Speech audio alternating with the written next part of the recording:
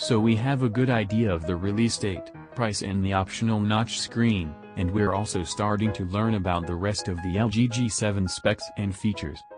Recently we've seen leaked images of the phone.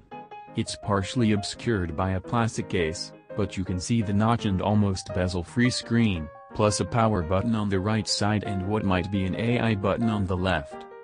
The G7 looks to be yet another phone with a notch in the screen. We've also heard that the LG G7 will have a Snapdragon 845 chipset, 4GB of RAM and 64GB of storage, high in specs then, and indeed an early benchmark saw it beating even the Samsung Galaxy S9.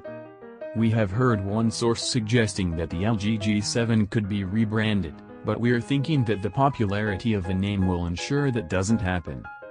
LG showed off its next Android flagship behind closed doors at MWC.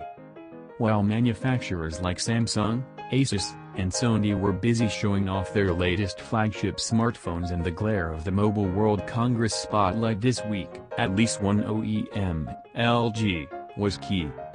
The most recent reports say LG will stick with LCD, to keep costs down, and that makes sense. LG's V series of smartphones seem to be the ones touting OLED screens. It's a way to differentiate the two smartphones lines.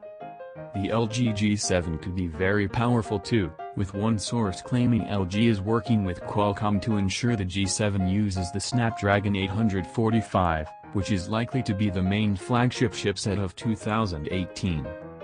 That would make sense, since many criticized the G6 for its use of the dated Snapdragon 821, and LG won't want to make the same mistake twice.